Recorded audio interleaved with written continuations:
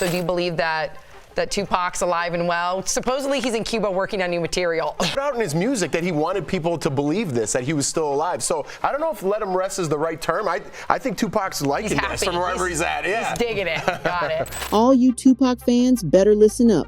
What if I told you the streets aren't just talking? They're getting ready for a homecoming. We're not talking about a simple conspiracy theory here. We're talking about a meticulously planned return, an epic takedown that's been over 25 years in the making. The whole world thinks he's gone, but the ghost of Tupac Shakur has been silently watching from the shadows, waiting for the perfect moment to drop the most explosive album of his career. But that album ain't music. It's the truth. And the timing? It's not a coincidence. This is a revenge plot against everyone who thought they could get away with it. The entire internet is on fire right now. Social media platforms are melting down under the sheer weight of a single name, Tupac Shakur.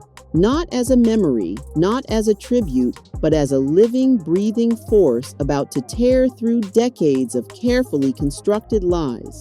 I cannot die with people thinking I'm or a criminal. I can't leave until this is straight. You know, I'm not suicidal. I can't go until y'all really know what time it is. And then after that, boom, it's all over. And we can see, how this shit falls. Forget the celebrity scandals you've ever witnessed. What's happening right now makes everything else look like playground gossip. Because the whispers aren't just claiming that hip-hop's most legendary figure survived his Vegas shooting. They're screaming that he's been plotting revenge from Cuban exile for nearly 30 years, building a case so airtight it could obliterate two of music's biggest empires. Hashtag Diddy exposed and hashtag Jay-Z secrets aren't just trending. They're dominating every feed, crushing Kardashian coverage and celebrity divorces like digital tsunamis. Twitter's servers are struggling. TikTok is flooded with shaky videos. Instagram has become a battleground of conspiracy theorists and skeptics throwing evidence back and forth like grenades. But this ain't just another internet phenomenon. This is different. This is dangerous because the claims aren't coming from random accounts or attention-seeking trolls. They're emerging from industry insiders,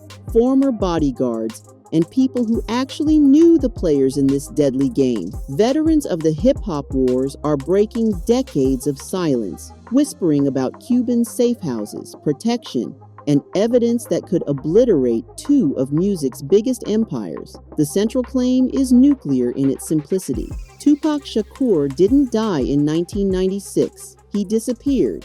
He strategically vanished into the shadows, protected by Fidel Castro's higher-ups, gathering ammunition against the enemies who tried to eliminate him. And now, with Jay-Z and Diddy more vulnerable than they've ever been, he's allegedly prepared to detonate 3 decades of carefully guarded secrets. The question that keeps industry executives awake at night isn't whether this is true. It's what happens to hip-hop's power structure if the world believes it's true. Because in the court of public opinion, belief is often more powerful than facts. Everybody knows the official story. Las Vegas, September 7, 1996. The white Cadillac pulls up, shots ring out. The rap game loses its most fearless voice. That's the story they told us. But if you look closer, the details are a mess. This wasn't a tragic, random drive-by. This was an orchestrated masterpiece of a disappearance. Think about it. The night was a whole circus. Suge Knight, a man who survived being shot in the head, walks out of the car, seemingly unharmed, and then nothing. The coroner's report mysteriously contradicted Tupac's known height. The funeral worker, who allegedly handled his cremation, vanished without a trace immediately afterward. Pac dead, Pac alive. I'm the wrong facts. But I tell you this, if you try to find a person who cremated Tupac, after he supposed cremated Tupac, he retired and vanished into the sun. Former security operatives have been whispering for years about late-night flights to Caribbean islands, about body doubles used to complete the illusion, about Fidel Castro himself offering sanctuary to America's most dangerous rapper. The logistics weren't impossible. Castro had been thumbing his nose at Washington for decades by harboring American fugitives as political dissidents. And what about the people around him? We've all heard the stories about Suge Knight refusing to confirm his death, but the truth is even deeper. On multiple occasions, Suge would say, "With Pac, you never know," as if he was letting us in on a secret the whole time. But he wasn't the only one acting strange. What about Snoop Dogg? According to Suge's explosive testimony, Snoop mysteriously obtained one of Death Row's exclusive military-grade communication radios right around that time. These weren't regular walkie-talkies. They were used for specific security operations and were supposed to be returned immediately. So why would Snoop have kept one? The story gets even more twisted.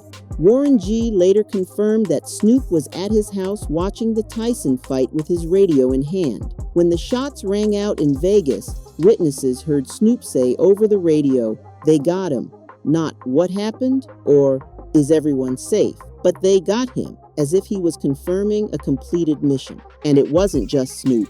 Nate Dogg was even more explicit. He reportedly told an associate he didn't have to be around those ends, and that, as long as he wasn't standing next to Tupac or Suge, he didn't have to worry about a stray bullet getting him. This wasn't coincidental nervousness. This was advanced knowledge of a planned hit. The official narrative says Tupac's death was a random act of gang violence, but the people closest to him were acting like they were in on a plot so big that they had to get out of the way. This wasn't a tragedy, it was a blueprint for a disappearance. And the mastermind behind it all was Tupac himself. But here's where the story gets even crazier. If Tupac did survive, he wasn't just hiding out in some random Caribbean bungalow. The Cuba theory is built on family connections that run deeper than most people realize. Tupac's aunt, Asada Shakur, has been living in a Cuban asylum since 1984 after escaping from a New Jersey prison. She was a legendary figure in the Black Liberation Army and the Black Panthers, exactly the kind of refugee that Castro's government loved to protect as a middle finger to American authorities. So, it's not just a random country. It's a country with a direct family tie to the Black Power movement. A country that saw American fugitives as political dissidents. This connection transforms the Cuba theory from random speculation into a sophisticated network. It's a freedom network that his family was already a part of. And with that network came protection, resources, and most importantly, time. Time for Tupac to plot his next move. He wasn't just hiding, he was preparing. 30 years of exile would have given him unprecedented access to Cuban intelligence networks, international connections, and time to build an airtight case against everyone who betrayed him. Imagine the strategic advantage. The entire world believes you're dead, so your enemies get comfortable. They make mistakes. They brag about things they shouldn't. They build empires on the foundation of your alleged murder, while you're quietly documenting every crime, every betrayal, every secret that could destroy them decades later. The Cuba connection transforms Tupac from a mere victim into something far more dangerous, a ghost with secret protection, international resources, and nearly 3 decades of carefully collected evidence against the people who thought they had permanently silenced hip-hop's most dangerous truth-teller. If Castro's government really did offer sanctuary, then Tupac wouldn't just be alive. He'd be untouchable, funded, and furiously motivated to settle every score from beyond the grave. But the real terror-haunting industry boardrooms isn't just social media buzz. It's the alleged existence of a digital ghost, a comprehensive dossier so devastating that its mere mention sends legal teams into a panic. We're not talking about a forbidden manuscript locked away in Cuban vaults anymore. We're talking about a digital fortress, encrypted and ready to be unleashed. Former CIA operatives and intelligence insiders have been quietly suggesting that Castro's regime didn't just offer Tupac sanctuary. They helped him compile what amounts to the most dangerous document in music history, a detailed expose that names names, documents crimes, and connects dots that powerful people have spent billions trying to keep disconnected. This digital vault allegedly reads like a criminal encyclopedia, with Tupac serving as both victim and investigative journalist who spent years documenting every betrayal. Industry veterans whisper about chapters detailing financial laundering schemes, systematic artist exploitation, violence coordination, and cover-up operations that reach far beyond hip-hop into mainstream entertainment and international business. But documents can be dismissed as fabrications. Audio recordings, however, are a different beast entirely. Sources claim that Tupac secretly recorded dozens of private conversations throughout the mid-1990s, capturing Jay-Z and Diddy discussing everything from contract manipulation to violent retaliation against industry rivals. These aren't studio sessions or freestyle recordings. These are allegedly business meetings where criminal conspiracies were planned in explicit detail. Conversations about eliminating competitors, stealing publishing rights, intimidating witnesses, and coordinating with street-level enforcers to solve problems permanently. If these recordings exist and surface, they wouldn't just damage reputations, they'd provide prosecutors with smoking evidence for RICO cases. The audio quality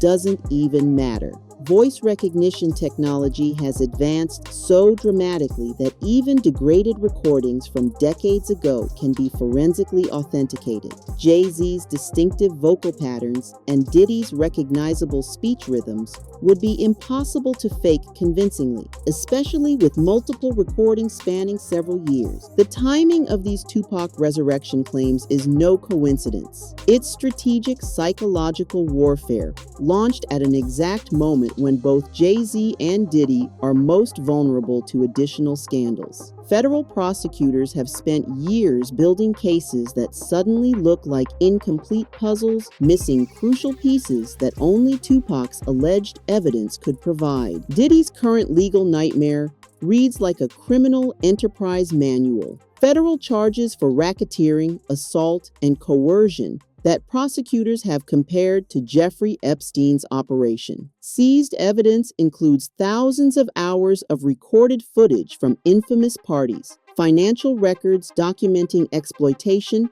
and testimony from witnesses who described decades of industry-wide intimidation. Jay-Z's situation is equally precarious. Recent lawsuits have accused him of financial misconduct, contract manipulation, and complicity in covering up industry crimes. His carefully cultivated image as a reformed street hustler who built a legitimate business empire could be completely destroyed if recordings surface documenting his alleged involvement in criminal activity. Legal experts note that both cases suffer from missing link problems. Prosecutors can provide isolated incidents but struggle to demonstrate long-term criminal enterprise coordination.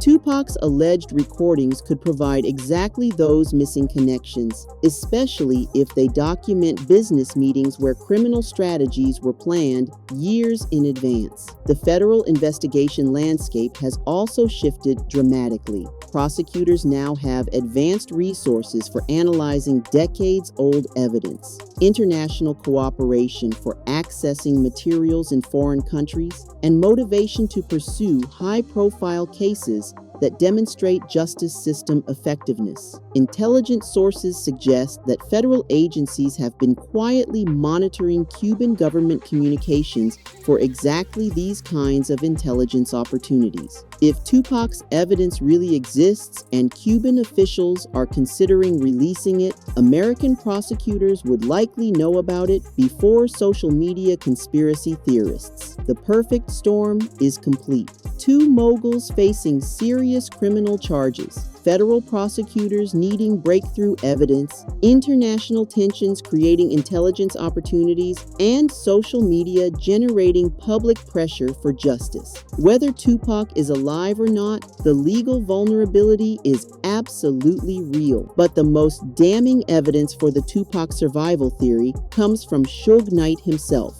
the one person who was actually there when the bullets flew.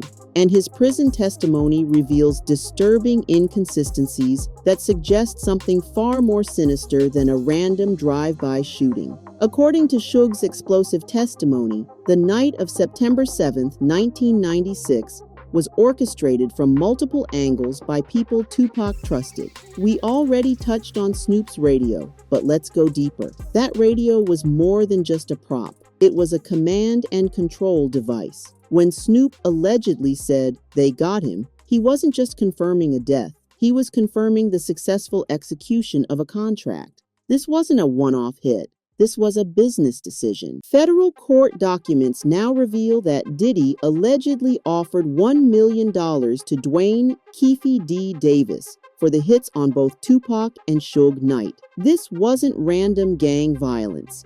This was a coordinated business decision designed to eliminate Death Row Records' biggest threats and clear the pathway for Bad Boy and Rockefeller's dominance. Jay-Z's career ascension tells the whole story. His debut album, Reasonable Doubt, dropped in 1996, the exact same year Tupac allegedly died. Within months of Tupac's disappearance, Jay-Z went from unknown Brooklyn hustler to an industry powerhouse. Coincidence or calculated timing that removed the biggest obstacle to his rise? Whether Tupac is physically alive in Cuban exile or spiritually alive through the mounting evidence against his alleged killers, the impact on hip-hop's power structure is absolutely nuclear. Because this isn't just about one rapper's survival. It's about the exposure of decades of industry corruption, violence, and exploitation that has defined modern music. The federal investigation surrounding Diddy and Jay-Z already revealed disturbing patterns that extend far beyond personal feuds into organized criminal enterprise. This isn't just a conspiracy theory anymore. This is a cultural revolution. It's the ghost of Tupac Shakur coming back to haunt the very people who thought they had buried him. The real nightmare scenario for them isn't him coming back as a rapper. It's him coming back as a state-protected witness with government-validated evidence capable of triggering the largest criminal investigation in entertainment history. The question isn't whether you believe it. The question is, what would you do if it were true? What would happen to the empires built on a foundation of lies? The truth is a ghost that can never be truly laid to rest, and Tupac's ghost is about to get its revenge. What do y'all think? Is Tupac alive, or is his legacy simply too powerful to die? Drop your thoughts in the comments, and if you've stayed this long, you're one of the real ones. Hit that like button and subscribe. Let's keep digging for the truth.